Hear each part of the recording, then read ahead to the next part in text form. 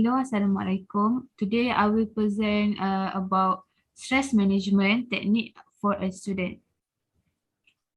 My name is Siti Mahfuzah Binti Onso. My name is Siti Nomaisara binti Badrun Shah. Okay, first of all is introduction. According to Elizabeth Scott 2019, a large number of for a student experience a lot of stress, and this stress can affect health, happiness, and value. For example, a study by the American Psychological Association 2000 to 2021 found that teen report similar level of stress to adult. This means adolescent experience significant level of a chronic stress, and they feel their stress level generally exceed their ability to cope effectively. About 3% report feeling overwhelmed, depressed, or sad because of it. Stress can affect health-related behaviors such as a sleep pattern, diet, and exercise as well to greater extent. Given that nearly half of APA study respondent report completing 3 hours for homework per night in addition to their school and extracurricular work, this is understandable. Stress is a feeling of emotional or physical tension. This can come from any event or thought that make you feel frustrated, angry, or nervous. Stress is your body reaction to a challenge or demand. In the short term, stress can be positive, such as when it helps you avoid danger or meet deadline. Many students feel the need to relieve stress, but with all the activity and responsibility that fit a student's schedule, it is sometimes difficult to find time to try to relieve new stress to help relieve that stress. This option is a relative easy, quick, and relevant to the student life and type of stress. There are several ways students can do this when experiencing stress, such as getting enough sleep, listen to music, and eating nutrient food. Okay, we have a three main point, which is first point is get enough sleep. Second, listen to music, and third is eat a healthy diet. Okay, get enough sleep. Most students do not know that enough sleep can prevent the occurrence of a stress among students, especially college students. According to Very Well Mind 2016, students with their packed schedule are notorious for missing sleep. Unfortunately, operating in a sleep-deprived state put you at a distinct disadvantage. You are less productive, you may find it more difficult to learn, and you may even be a hazard behind the wheel. Don't neglect your sleep schedule. Aim to get at least 8 hours a night and take power nap when you need them.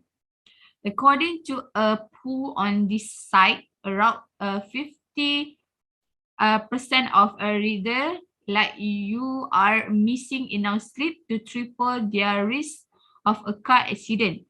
Learn some of the reason why stress and sleep deprivation seem to go together, and it an important technique for getting to the sleep you need. This is example of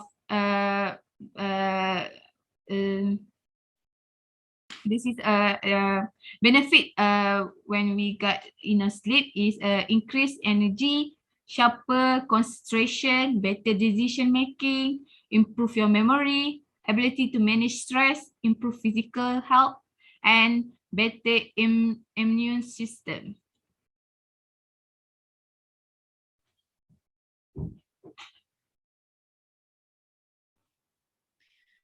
Listen to music.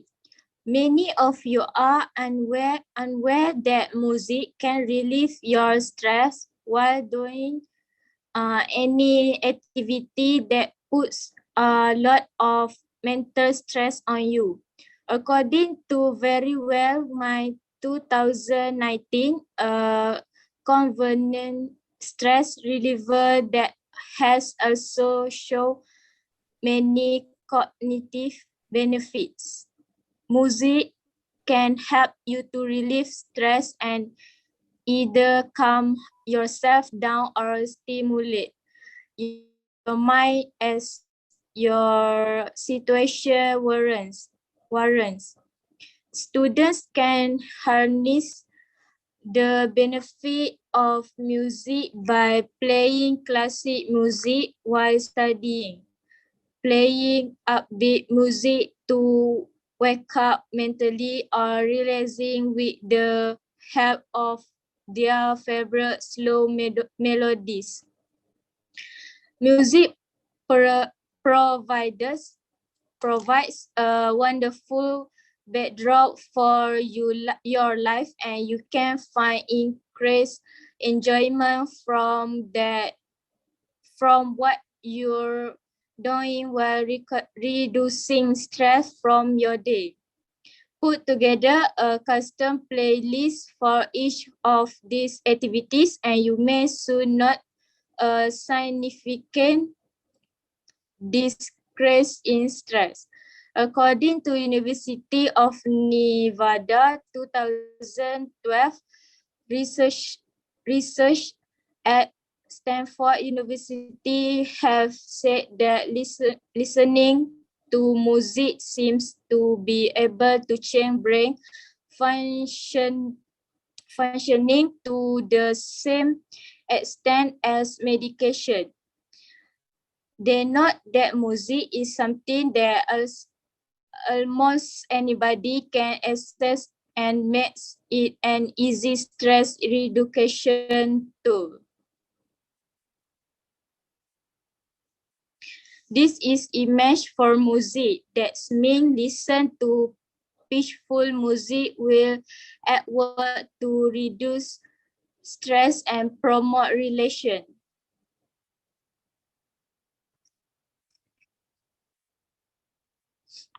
Eat a healthy diet.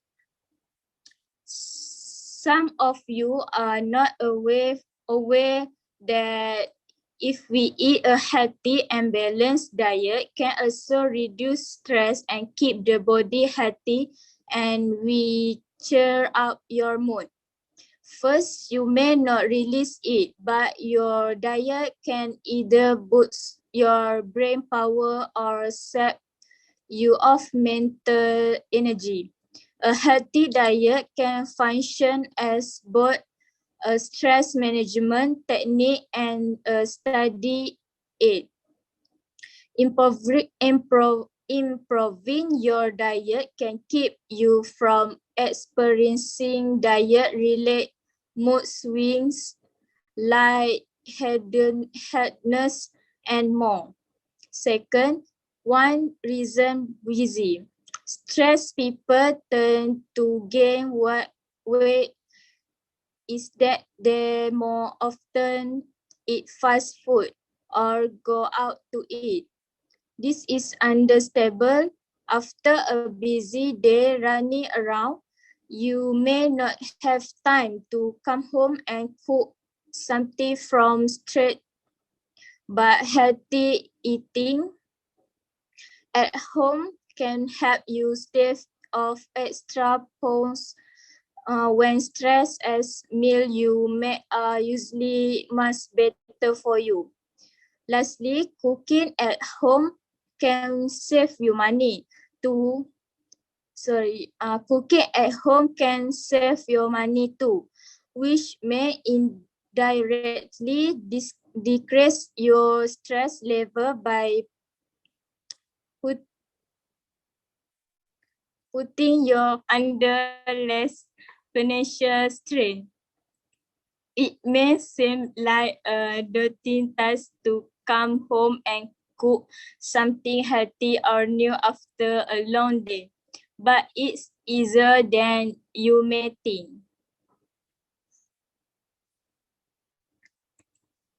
This is pyramid food that we must to eat.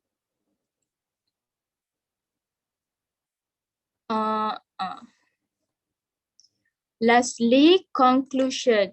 Managing stress among students means learning to manage situation differently, but this also means learning how to take care of yourself, knowing the resource and using one's personal abilities better.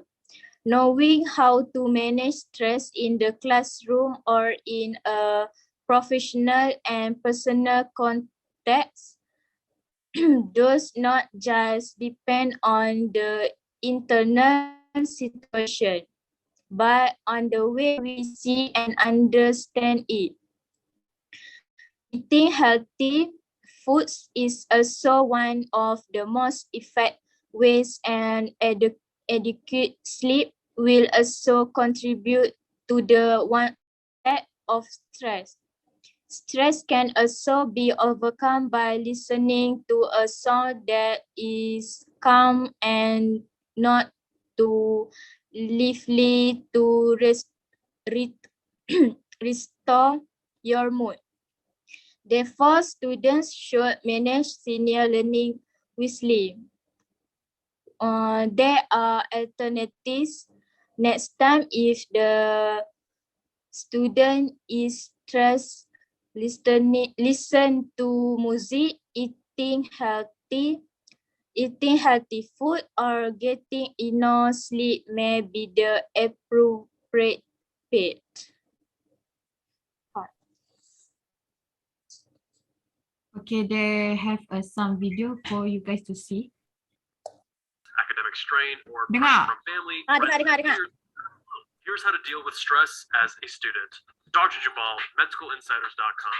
As described by the Yerkes-Dodson law, mild amounts of physiological or mental stress actually improve performance, but only up to a point. Further increases in stress prove detrimental, not only in immediate short-term performance, but chronic stress can lead to a variety of physical and mental health issues as well. Ever since getting diagnosed with inflammatory bowel disease as a freshman in college, I began taking stress mitigation measures much more seriously. Many autoimmune conditions, including Crohn's disease, are exacerbated by unmanaged stress. These are the lessons I've learned over the years. While stress can be varied, including physical stressors like intense training or an illness, we'll be focusing on mental stressors that students face in day-to-day life. Academic stress is likely what you're most familiar with. This includes needing to learn and memorize large quantities of information, meet deadlines with projects or assignments, and of course, the stress of upcoming exams and maintaining good grades. Social stress includes peer pressure, the stress of new relationships, whether platonic or romantic, balancing your academics with social life, and adjusting to your new environment. After all, you may not yet be fully adjusted to living on your own without your family. Stress of daily life includes other factors like financial burdens, your daily commute, or balancing a part-time job. I don't believe there's a single best way to manage stress in all situations. There are a few foundations to focus on, and then a few targeted techniques depending on the specifics of the stressor. Let's start with the foundations. On a foundational level, you want to begin by focusing on organization. If you're enrolled in 4 classes, each of which has various assignments and test dates, it can quickly become overwhelming. By simply taking the time to get organized, such as putting class times in your calendar, including exam times and assignment due dates, you'll greatly reduce the sense of dread, chaos, and uncertainty you feel when approaching your academics. Organization extends to other aspects of your life too, like time management. Rather than approaching each day as a blank slate and then doing what you feel like when you feel like, try time blocking. During those hours when you know you'll be more focused and more productive, plan on setting aside a few hours for more intense and focused work or studying. During the hours when you know focusing will be difficult, block out time to get a workout in, or do laundry, or grab groceries. Staying organized in this way will also ward off procrastination, one of the most common and insidious stressors amongst students. And it mitigates the issues of balancing social stressors with academic stressors. If you know when to study and when to hang out with friends, you won't have to make the decision each time a social opportunity presents itself. In college, I was definitely more of a night owl. For that reason, I would roll out of bed around 8 or 9 a.m., go to lecture, and after classes, my brain would feel cooked, so I'd work out in the afternoon, then go home and eat. After cleaning up my dishes, this was the time I felt I could most effectively focus and get work done. In medical school, I became more of an early riser, and my schedule flipped. My best and focused work was in the mornings, and I stopped studying in the evenings. Don't be afraid to experiment and try a new schedule out for a few days to see how it feels. Transitioning from night owl to early bird is common as one ages. On a foundational level, you should also know that exercise is a phenomenal way to let off steam, rather than bottling it up inside you. Loneliness is also an insidious factor that can exacerbate stress. Maintaining healthy social support and connections with friends is beneficial, so long as you don't overdo it and neglect other academic and personal responsibilities. As for the targeted strategies, my recommendations depend on the magnitude of the stressor and whether or not you feel the situation is manageable. When feeling overwhelmed or out of control, two things have proven most useful to me. First, slow, deep breathing, and second, mindful observation. The deep breathing helps to activate the parasympathetic nervous system, which is responsible for rest and digest functions. This counteracts the overactive sympathetic nervous system, responsible for the fight or flight response that gets activated in stressful situations. I learned the power of mindfulness when I was battling my first acute flare of inflammatory bowel disease at 18. The pain was intense and excruciating, and I didn't know how to manage it. I tried distracting myself by playing Tetris, thinking that would occupy my mind, but it didn't do much. I was constantly fearful of the next bout of pain, but a subtle mental shift made it completely manageable. Rather than rejecting the pain and wanting to run away and avoid it, I just watched it. I noticed where it occurred, how it felt, and what made it better or worse. Rather than approaching it with fear, I approached it with curiosity. By accepting that the pain was here and simply watching it, the emotional hold it had on me vanished. It still wasn't pleasant, but my stress during the pain decreased, and the stress between bouts of pain had disappeared. You can use this same technique of mindful observation any other time you feel overwhelmed. The next time you feel stressed, observe the bodily response. Do you feel tightness in your abdomen? Is your heart racing? By watching with curiosity, you may also find it easier to separate yourself from the emotional hold of the stressful situation. In my experience, the situation becomes instantly more manageable. Whenever I sat down for a test, I always did better than what my practice questions would indicate. How? It all comes down to self-talk. When approached by a stressful situation, what dialogue occurs in your head? When it came to taking a test, I could feel that the pressure was on. Silence across the room, other than the shuffle of papers. No eye contact or interaction between students. The environment just felt higher intensity, and my body responded accordingly. That mild physiologic sympathetic response I felt was one of two things, either fear or excitement, and I could decide how to give it significance. I would approach each test with almost an adversarial relationship. It was me versus the test, and with the elevated stakes, my focus was improved. I was excited about it. In my head, the dialogue was bring it. Each time I worked through a difficult problem and I felt confident about my answer, it further bolstered my confidence that I was going to dominate this test. And when I inevitably came across a more difficult question, I acknowledged it was a good try to stop me, but I'd come back before the end of the test and get it right. I understand this sounds ridiculous and way out there, but this worked for me. In fact, I'll admit I even enjoyed taking tests. Sure, studying had its moments of drudgery and boredom and I had to push through, but taking the test was like playing the sports game. It was showtime. In more extreme situations where I felt out of control or overwhelmed, I found deep breathing and mindful observation to be the most effective with grounding me. Adjusting my self-talk was most effective only when I was at a more moderate or mild stress level. Deep breathing and mindfulness made chaos feel manageable, and self-talk made the situation become fun. Whether it was a test or another stressor, my self-talk focused on the opportunity to be challenged, to do my best work, and to prove to myself that I could do more than I expected. The last targeted strategy is to break down a seemingly large or overwhelming situation into more manageable steps. Rather than focusing on the idea of having to cycle 100 miles for my first century, which was incredibly intimidating at the beginning of the ride, I just focused on writing 1 more mile, and then another mile after that. Or let's say you're taking on a big new project at school, or you want to start your first side hustle.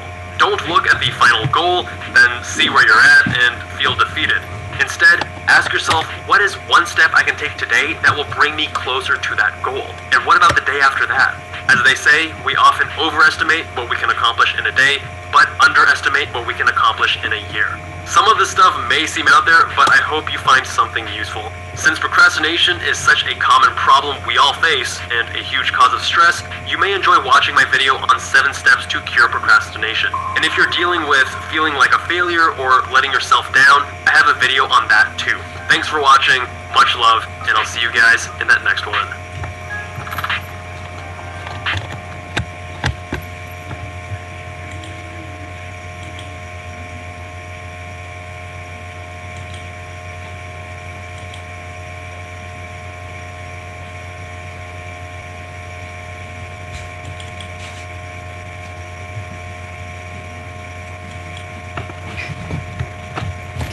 Sudah tak boleh bacakan pula.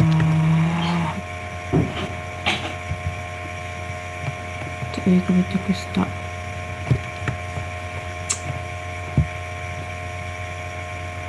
Boleh tak? Sekejap. Okey dah. Sekejap. Macam nak keluarkan ni.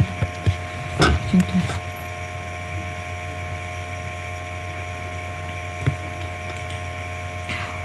Okay, that's all from us. Thank you.